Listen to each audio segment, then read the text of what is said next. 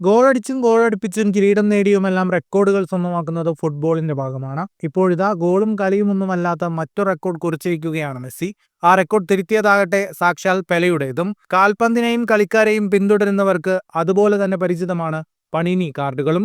Football ഉൾപ്പെടെ കായിക താരങ്ങളുടെയും സെലിബ്രിറ്റികളുടെയും ചിത്രവും വിശദാംശങ്ങളുമായി ആരാധകർക്കായി പുറത്തിറക്കിയ റൂക്കി കാർഡിന്റെ വിലയിലാണ് മെസ്സി സ്വന്തം പേരിൽ പുതിയ റെക്കോർഡ് കുറിച്ചത്. 2004-05 സീസണിൽ ലയണൽ മെസ്സി ബാഴ്സലോണയിൽ കളിച്ച കാലത്ത് പുറത്തിറക്കിയ പണീനി മെഗാ ക്രാക്ക് റൂക്കി കാർഡാണ് ഇപ്പോൾ റെക്കോർഡ് തുക ലേലത്തിൽ വിറ്റഴിഞ്ഞത്. ഡോളറിൽ കണക്കാക്കിയാൽ വില 15 ലക്ഷം, ഇന്ത്യൻ രൂപയിലേക്ക് മാറ്റിയാൽ 13.17 കോടി രൂപ. മെസ്സിയുടെ ബാഴ്സലോണ കരിയറിന്റെ സജീവകാലത്ത് പണീനി പുറത്തിറക്കിയ പരിമിതമായ കാർഡുകളിൽ ഒന്നാണ് ഇപ്പോൾ റെക്കോർഡ് വിലയ്ക്ക് ലേലത്തിൽ പോയത്. 1958 ബ്രസീൽ ലോകകപ്പ് നേടിയപ്പോൾ പെലെയുടെ പേരിൽ പുറത്തിറക്കിയ അലിഫ ബുളഗേറ്റ് പെലെ കാർഡിന്റെ മൂല്യമാണ് മെസ്സിയുടെ കാർഡ് ഇത്തവണ തിരുത്തിയത്.